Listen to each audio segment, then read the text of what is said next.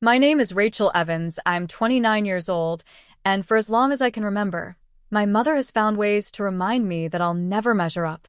Growing up, she idolized my older brother, Eric, the golden child with perfect grades, a big career, and a constant stream of achievements she could brag about. Meanwhile, I was the difficult one. The one who liked writing instead of math, who took a gap year instead of rushing to grad school, who struggled to find a job that didn't make me feel like I was suffocating. I thought that once I built a life of my own, the criticism would stop. But I was wrong. Because to my mother, nothing I did was ever enough. The most painful example came last Thanksgiving. We were all seated at the long mahogany table in my parents' dining room. Candles flickered against the polished silverware. Turkey and stuffing filled the air with warmth, but beneath it all, tension simmered like always. Eric just got promoted to senior partner, my mom gushed, clinking her wine glass against his. We're so proud. He's really carrying the family name with pride. Eric smiled modestly, basking in the attention. Then her eyes landed on me. And Rachel, well, you're still at that little writing job, aren't you? What do you even make? Barely enough for rent. The table chuckled. My aunt shook her head, whispering something about how artsy kids never get far. Heat burned in my cheeks.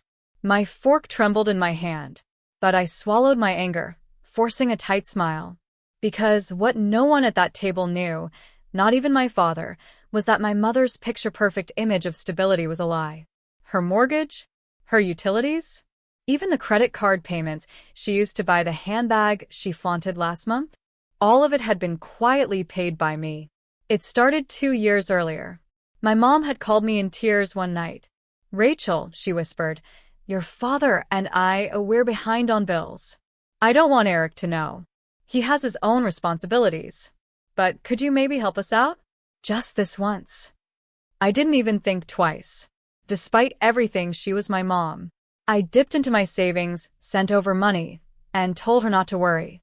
But once turned into twice. Twice turned into monthly payments. Soon, I was setting up auto-pay on her accounts so she wouldn't fall behind. She never thanked me. Not once. She just acted like the money appeared by magic.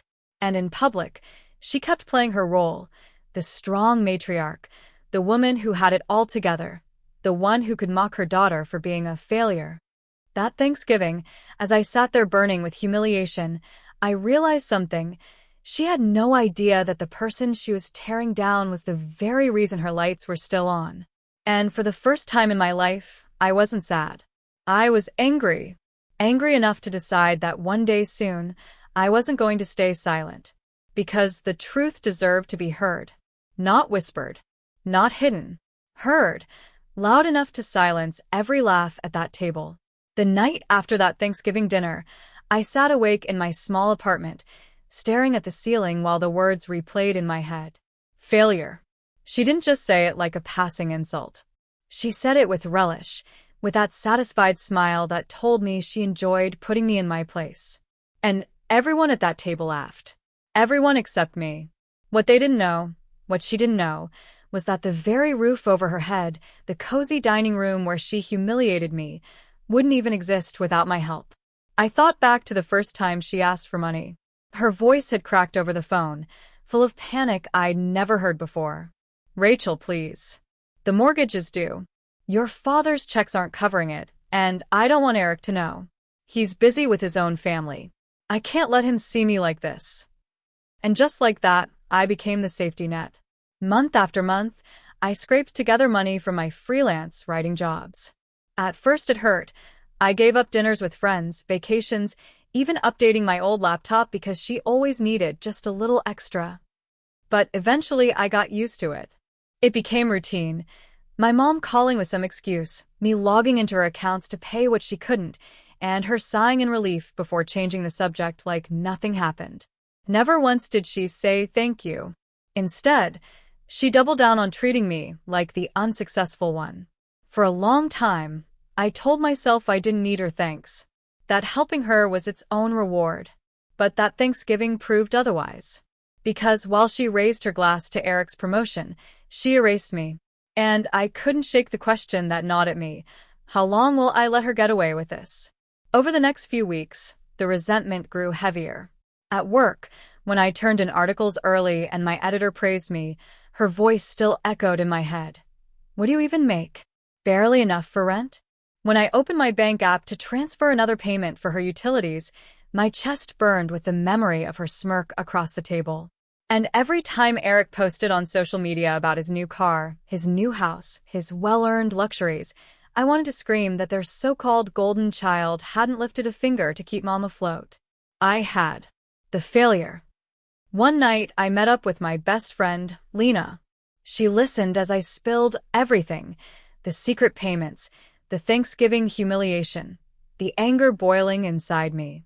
She stared at me, wide-eyed. Rachel, you've been paying her bills this whole time and she still treats you like garbage? No. Absolutely not. I shrugged, staring into my coffee. She's my mom. What was I supposed to do? Let her lose the house? You were supposed to let her face her reality. Lena shot back. You've been carrying her, and she still has the audacity to call you a failure? If it were me, I'd have told everyone right then and there. I shook my head. I couldn't. Not at Thanksgiving. Not in front of everyone. Lena leaned across the table. Then when? Because if you keep letting her, she'll never stop. She'll keep taking from you, and she'll keep tearing you down. Her words lodged in my chest like a stone. Because deep down, I knew she was right. The chance came sooner than I expected. 2 weeks later, Mom called me again. Rachel, she sighed dramatically, the credit card bill is out of control this month. Christmas shopping, you know how it is. Could you cover it for me? Just until after the holidays. I stared at the phone, fury crawling up my throat. She had no shame, no hesitation, no awareness of how much she was asking. Mom, I said slowly, do you realize how much I've already done for you? She chuckled lightly, as if I was exaggerating. Oh, honey, you've just been helping here and there. That's what family does. Helping here and there. My hands trembled as I ended the call. Because in that moment I knew she would never stop. Not until I made her. The following weekend, my parents hosted a pre-Christmas dinner. The whole family was there again. Eric and his wife, aunts, uncles, cousins, all gathered around the same table where I'd been humiliated weeks before. The chatter was loud, the wine flowing, the same undercurrent of comparison buzzing through the air. Halfway through the meal, my mother put her glass down and sighed dramatically. Eric, you're such a blessing. You've given this family so much to be proud of. Then she turned to me with that same cutting smile. Rachel, maybe next year you'll find a real job, Something worth celebrating. The table erupted in laughter, and I felt the shift. Something inside me snapped, not in rage, but in resolve. Because this time, I wasn't swallowing it. This time, the truth was coming out. I set my fork down gently, my hazel eyes steady as I looked around the table. You know what's funny? You all think I'm the failure here. But let me ask you something, Mom. Who do you think has been paying your mortgage for the last 2 years? Your utilities? Your credit cards? The laughter died instantly. The room went still. My mom's face drained of color. Rachel, she hissed, don't be ridiculous. I leaned forward, my voice calm, steady, but sharp enough to cut through the silence. Not ridiculous. Truth. Every bill you brag about paying, every luxury you flaunt, it hasn't been you. It's been me. Gasps rippled across the table. My aunt's fork clattered against her plate. Eric's jaw dropped. My mother's lips trembled. That's not. Don't. I cut her off. Don't lie. I've got every receipt. Every transfer. I've been keeping this family afloat while you laughed at me. So tell me, Mom, who's the failure now? The silence was deafening. For the first time in my life, she had no comeback. And in that silence, I felt something I had never felt before at that table. Power. The silence after my words felt like it stretched on forever. I could hear the hum of the refrigerator in the kitchen, the faint tick of the grandfather clock in the hall, even the sound of someone's fork slipping against porcelain. But not laughter. Not anymore. My mother's face went pale, her lips pressed tightly together as if she could will my words back into my throat. Her eyes darted around the table, searching for support, but no one came to her rescue. Eric was the first to speak. "Wait," he said slowly, his fork dangling in his hand. "What are you talking about, Rachel? Paying her bills? That can't be true." I turned toward him, my hazel eyes steady. "It's true. For 2 years, every time Mom said she was handling things she wasn't, I was. I've been the one covering the mortgage when it was late, keeping the utilities on, paying down her credit cards. Quietly. Because she asked me not to tell anyone." My aunt gasped softly. My uncle muttered, "Good Lord." Eric blinked, his expression twisting between confusion and disbelief. "Mom, is this true?" My mother sat rigid, her hands clenched in her lap. For a moment, she didn't answer. Then she gave a brittle laugh. "Rachel is exaggerating. She just helped me once or twice. You know how dramatic she can be." I slammed my hand onto the table, startling everyone. "Don't you dare. Don't you dare minimize what I've done. It wasn't once or twice. I have proof. Bank statements. Transfers. Every penny." The table fell silent again. My cousin stared at me, wide-eyed, while Eric finally set his fork down. "Show us," he said. I nodded. Gladly. That night, when I got home, I pulled out the folder I'd been keeping for months. Every transfer, every receipt, every email where Mom begged me for money. I hadn't even realized why I saved them, but now I knew. It was proof. And proof was power. The next morning, I emailed copies to Eric and my father. The subject line was simple: the truth. By noon, my phone was blowing up. "Eric, I can't believe this. Why didn't you say anything sooner?" "Dad. Rachel, we need to talk." But the one voice missing was my mother's. 3 days later, my father called a family discussion. I wasn't sure what to expect, but I went. We sat in the living room, the same place where so many of my mother's put-downs had landed like darts over the years. She sat stiffly on the couch, arms crossed, lips pursed. My father sat in his recliner, looking tired, and Eric stood near the fireplace, phone in hand as if he couldn't quite commit to being fully present. My father cleared his throat. "Rachel, we've seen the proof. We know you've been helping your mother." "Helping?" I repeated, my voice sharp. "That's what we're calling it." He shifted uncomfortably. "Regardless, it's out in the open now. And I think it would be best if we all moved on." Moved on. As if 2 years of secret sacrifices and constant humiliation could be brushed aside like spilled water. I shook my head. "No. We're not moving on. Not until Mom admits the truth." All eyes turned to her. She sat frozen, her jaw clenched, eyes burning holes into me. Finally she spat. "Fine. Rachel helped. But that doesn't change the fact that she's still struggling. She doesn't have what Eric has. She doesn't have stability or a real career. She's still the one we worry about." The words landed like stones in my chest, but this time, they didn't bury me. Because I realized something. It didn't matter what she said anymore. The truth was already out. Eric exhaled heavily, rubbing the back of his neck. "Mom, are you serious? She saved you. And you're still calling her a failure?" "She's not stable," Mom insisted, her voice rising. "Freelance writing, little jobs here and there. What kind of future is that?" I stood slowly, my hazel eyes locking with hers. "The kind of future where I had enough to save you when you were drowning. The kind of future where my little jobs kept a roof over your head when Eric's big salary didn't." "So tell me again, Mom." "Who's unstable?" Her face flushed red, but she said nothing. For the first time in my life, I had cornered her. And she knew it. After that day, things shifted. The family's laughter, once aimed at me, now faltered. At gatherings, no one dared make sly comments about my work. Instead, they glanced at me with something I'd never seen before: respect.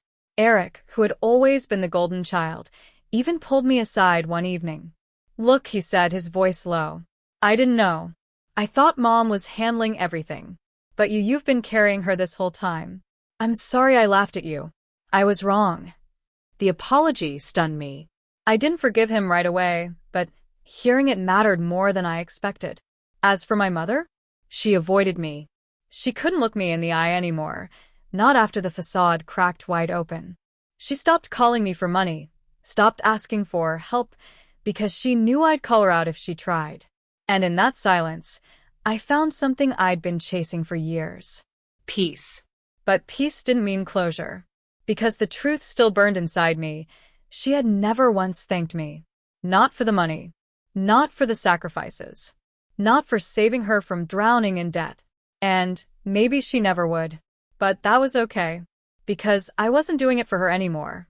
I was doing it for me. For the girl who sat at countless dinners, swallowing humiliation. For the woman who sacrificed her own comfort so her mother could keep up appearances. For Rachel, who wasn't a failure at all. That Christmas, when the family gathered again, the air was different. No one dared make jokes at my expense. My mother sat quietly, her eyes avoiding mine, while Eric asked me about my work in front of everyone. And as I spoke, confidently, proudly, without shrinking, I realized something.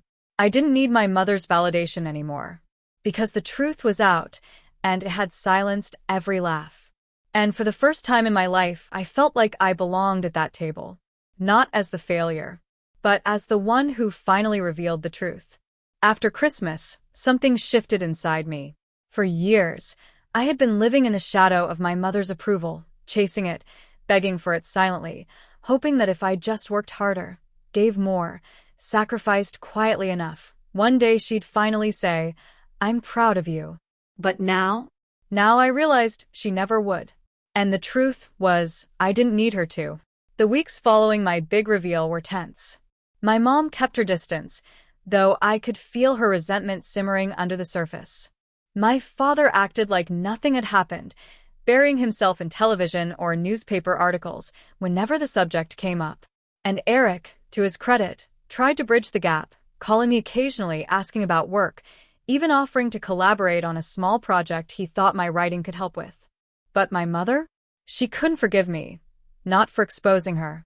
I saw it in the way her lips tightened when I walked into a room, in the way she avoided eye contact at family gatherings, in the way she redirected conversations the moment my name came up. She hadn't just lost control of the narrative, she'd lost control of me. And she hated it. The next real confrontation came one Sunday afternoon. I had stopped by to drop off a small gift for my father's birthday. It was supposed to be a quick visit. But as I walked into the house, my mom was already waiting, arms crossed, her expression sharp. "We need to talk," she said flatly. I followed her into the kitchen. The smell of coffee lingered, but the tension was bitter enough to drown it out. "You embarrassed me," she hissed, keeping her voice low even though no one else was in the room. "In front of everyone. You made me look weak." I raised an eyebrow. "Weak? Mom, you were taking money behind everyone's back while calling me a failure. That's not strength. That's hypocrisy." Her face flushed. "You think you're so clever, Rachel. But all you've done is prove you can't keep family matters private. You wanted attention, so you humiliated me." I shook my head, my hazel eyes locking with hers. No. I wanted honesty. I wanted respect. You could have had both if you'd just told the truth. But you chose lies. And I won't carry them for you anymore. For a moment, she looked like she might lash out again. But then something flickered in her eyes. Fear. Maybe even shame. She turned away, busying herself with wiping an already clean counter. I realized then that she wasn't angry because I ruined her. She was angry because she couldn't ruin me anymore. From that day forward, I made changes. The first was financial. I cut off every automatic payment linked to her accounts. No more quiet lifelines. No more secret rescues. If she called begging, I would remind her, "It's your responsibility now." The second was emotional. I stopped letting her words define me. When she sneered about my unstable career, I countered with facts, my income, my steady client base, the recognition I was earning in my field. I refused to shrink. And the third, Boundaries. I started spending less time at my parents' house. Less time absorbing her criticism. Less time being the scapegoat. I poured that time into my work, into friendships, into building the life I wanted without her voice in my ear. It was liberating. Of course, she didn't take it well. At Easter dinner, she tried again. She waited until the table was full, relatives chatting, kids giggling, wine glasses clinking. Then she cleared her throat, putting on that performative smile she always wore when she wanted attention. "Eric just bought a new car," she announced proudly. Another sign of real success in this family. Then, with a pointed glance at me, she added, "Not everyone can say the same." The table went quiet, waiting for me to shrink like I always had. But not this time. I set down my glass, lifted my chin, and spoke clearly. "You're right, Mom. Not everyone can say the same. Because some of us aren't in debt. Some of us aren't pretending to live a life we can't afford. Some of us are actually paying our bills with our own money." Gasps rippled across the table. My cousin coughed to hide a laugh. Eric covered his mouth, eyes wide. My mom's smile faltered, her face tightening. "Rachel, that's enough." "No," I said firmly. "Enough was you calling me a failure for years while depending on me to keep this house standing. Enough was humiliating me while I saved you in silence. I'm done being quiet. If you want to play this game in front of everyone, then so will I." The silence that followed was thick, suffocating. But for once, I wasn't the one drowning in it. She was. After that night, something remarkable happened. Relatives who had once chuckled at her jokes about me began pulling me aside with hushed words of support. "You were brave," my aunt whispered. "I always thought she was too hard on you." "You deserve better," another cousin said. Even Eric, golden boy himself, sent me a text later. "Proud of you." Really? It wasn't that they suddenly saw me as perfect, but they saw me as strong. And that was enough. Meanwhile, my mom's control continued to crumble. The bills piled up without me covering them. The facade cracked. And the whispers started. Neighbors, friends, even her siblings noticing the strain she tried desperately to hide. And through it all, she couldn't bring herself to ask me for help again. Not after everything. For the first time in decades, I felt free. One night, sitting in my apartment with Lena, I confessed something I'd never admitted out loud. You know what the hardest part is? It's not that she never thanked me. It's that she never loved me for who I was. She only loved the version of me she wanted me to be. Lena put a hand on mine. "Then stop trying to be that version. Be the one you've built. The one who survived her, who stood up, who told the truth. That's the Rachel who matters." I felt tears sting my eyes, but for once, they weren't tears of shame. They were tears of release. Because she was right. That night, I wrote something in my journal. I am not a failure. I am the reason she still has a home. I am the reason she's not drowning in debt. And I am the reason I'm still standing because I finally learned to stop letting her define me. And as I closed the notebook, I felt something I hadn't felt in years. Pride. Not borrowed pride. Not pride handed down from someone else's approval. My own. Spring arrived with a strange new rhythm. For the first time in years, my mother wasn't calling me with emergencies. No more late night pleas to cover the mortgage. No more teary excuses about overdue credit cards. Instead, there was silence. It was unnerving at first. I half expected her to call at any moment, to drag me back into her spiral. But the silence was also freeing. It gave me space to focus on something I had neglected for far too long, my own life. Work began to take off. The small freelance projects that had once kept me afloat turned into steady contracts. One of my travel articles went viral, landing me a feature with a major online magazine. Suddenly, my inbox was full of editors who wanted my voice, my stories, my perspective. For years, my mom had scoffed at my little writing jobs. But now those little jobs were building into something bigger than I ever imagined. And the irony wasn't lost on me. The very career she mocked was the one that had saved her. Of course, my mother didn't see it that way. At Easter, she tried again. The The family had gathered at her house, the table covered in ham, mashed potatoes, and her famous lemon cake. Everyone was laughing and catching up, and for a brief moment it felt almost normal. But then she did what she always does. She couldn't resist. "You know," she said loudly, turning to Eric, "it's just so inspiring how hard you work. Real jobs like yours make a family proud. Isn't that right, Rachel?" Her smile was sharp, her eyes daring me to shrink like before. But I didn't. I set down my fork, folded my hands, and said clearly, "You're right, Mom. Real jobs do make a family proud, which is why I'm proud of mine. My writing has paid for your house, your lights, even this very dinner. Without my fake job, you wouldn't have half of what you do." The table went still. Eric's fork froze midair.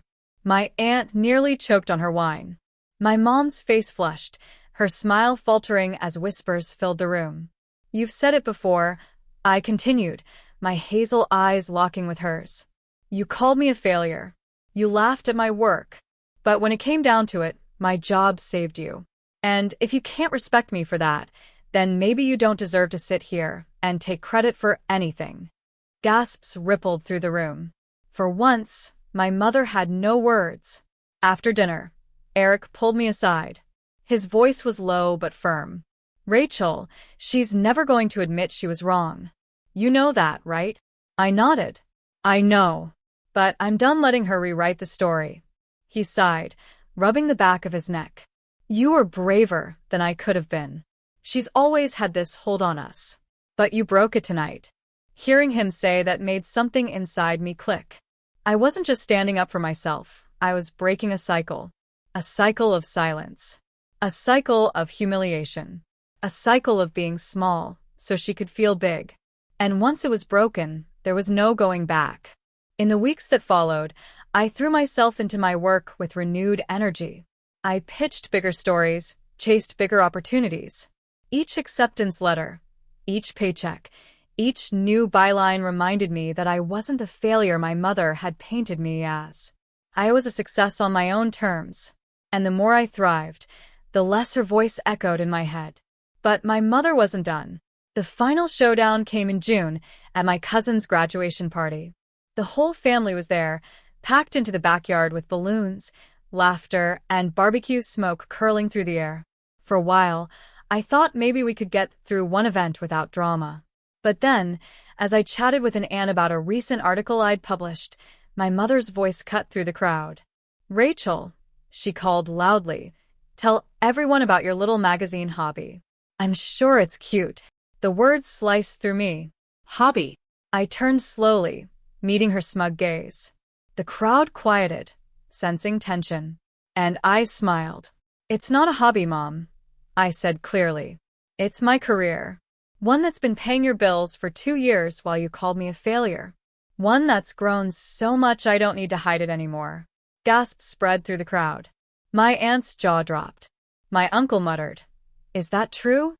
I nodded, my eyes never leaving my mother's. Yes.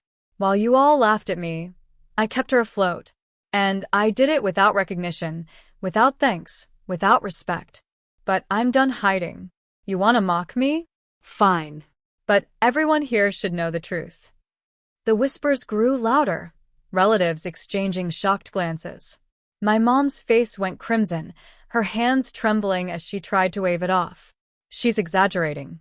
"No," Eric interrupted, his voice cutting sharp. "She's not. I've seen the proof. Rachel saved her." The silence that followed was heavy. My mom's eyes darted around, desperate for someone to defend her. But no one did, because the truth was undeniable. And for the first time, she was the one exposed. That night, as I left the party, Jenna, my cousin, caught me at the gate. "You were amazing," she whispered. "You've carried so much, and you've finally let it out. Don't ever let her silence you again." I smiled, my chest swelling with something I hadn't felt in years. Freedom. After the graduation party, there was no putting the truth back in the box.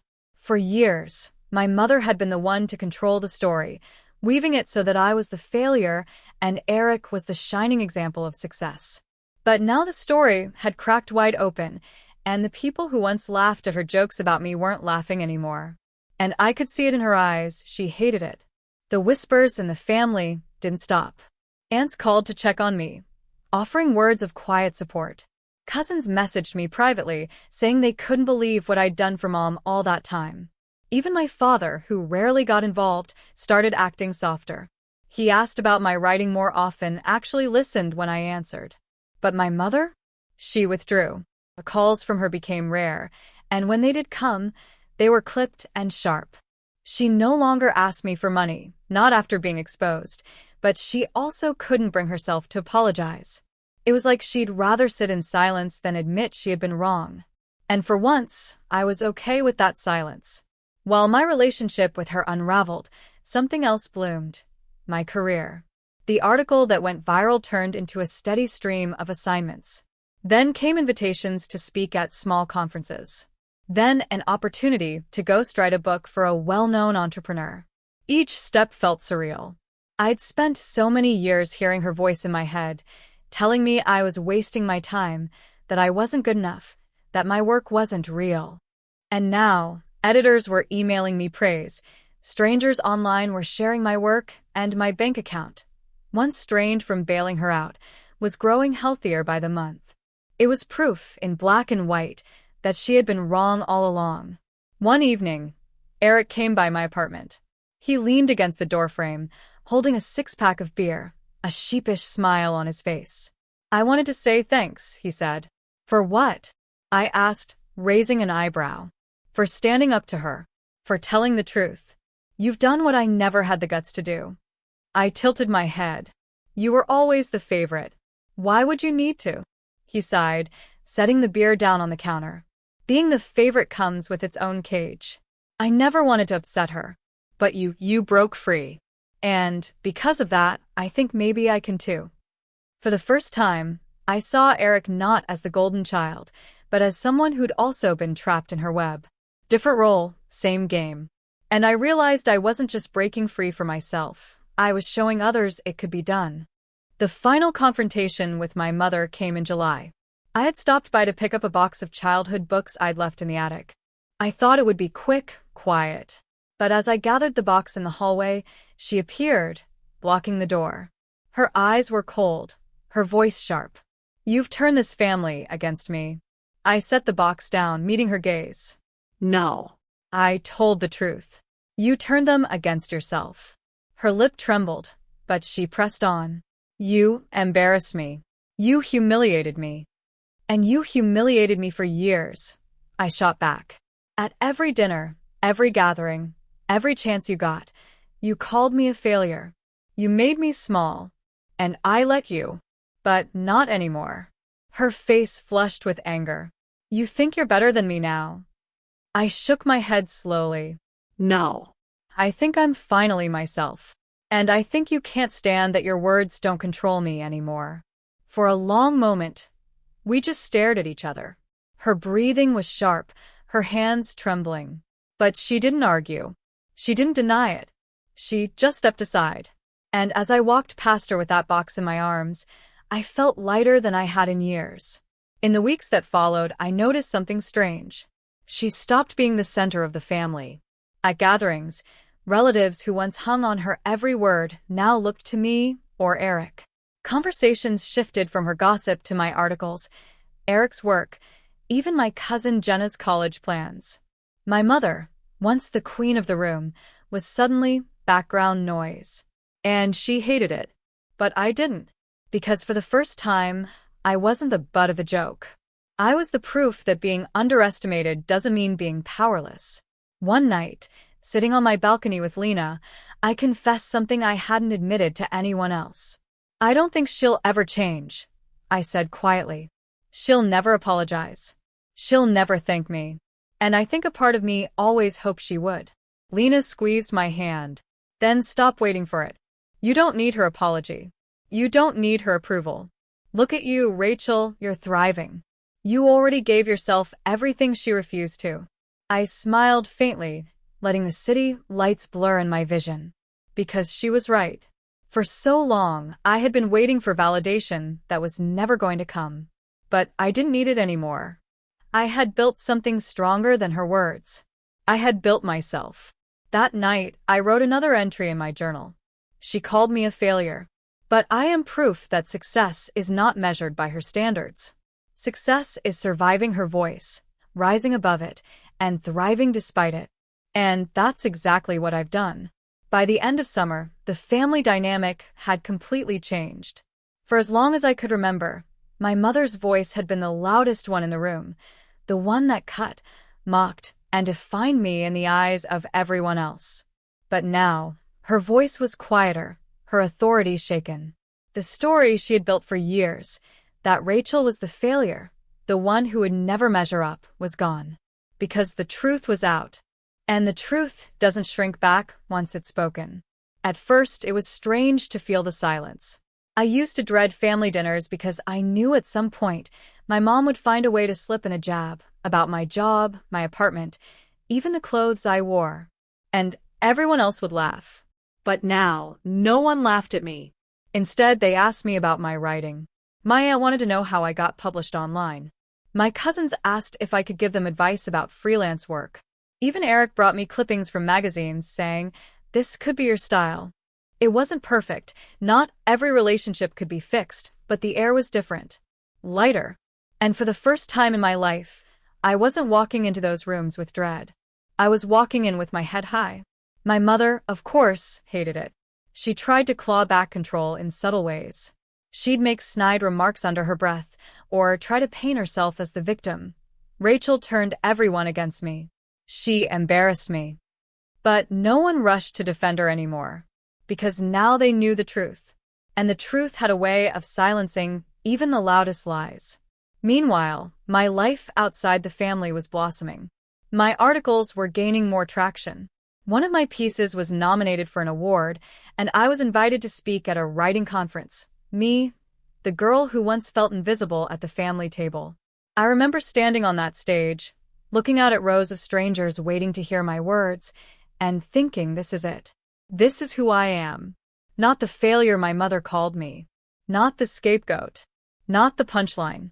But a woman who survived, who built herself piece by piece, who kept her family afloat in silence and finally found the courage to reveal it. The last time I confronted my mother directly was on a quiet Sunday afternoon. I stopped by to drop off something my father had asked for, a book, and she was sitting at the kitchen table, staring at an unpaid bill. Her eyes flicked up when she saw me. For a second, I thought she might say something, maybe thank you, maybe sorry. But all she said was, "So, how's your little writing thing?" There it was again. That word. Little. But this time it didn't sting. I smiled, my hazel eyes calm. It's good. More than good, actually. It's paying for my future. And it's something I'm proud of, even if you never will be. She flinched, looking away, and I realized the most powerful thing of all. I didn't need her acknowledgement anymore. Her opinion of me had no power unless I gave it power. And I wasn't giving it power anymore. That night, I sat on my balcony with Lena, sipping tea as the city glowed below us. "You know what's funny?" I said softly. For years, I thought the only way I'd ever feel whole was if she admitted she was wrong. But now I don't even care if she does. Lena smiled knowingly. "Because you already proved it. To yourself. That's what matters." I nodded, tears pricking my eyes, not of sadness, but of release. She was right. I didn't need my mother's words anymore. I had my own. Months later, at Thanksgiving, I returned to that same mahogany dining table. The candles flickered, the food smelled just as rich, but this time, the air was different. My mother sat quietly, her fork moving mechanically. My father chatted with Eric, who made a point to ask me about my latest article in front of everyone. And as I answered, confidently, without shame, I caught my mother's eye. For once, she looked small. And I realized that the power she'd held over me all those years was never real. It was borrowed from my silence, from my fear, from my need for her approval. But now, the silence was broken. And I would never give that power back. So, here's the truth, the lesson I carry with me. Sometimes the people closest to you will be the ones who laugh the loudest, who make you feel the smallest, who call you a failure while living on the sacrifices you've made for them.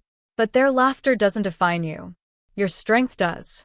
And when you finally stand tall, when you finally tell the truth, when you finally stop letting their voices drown out your own, there's no going back.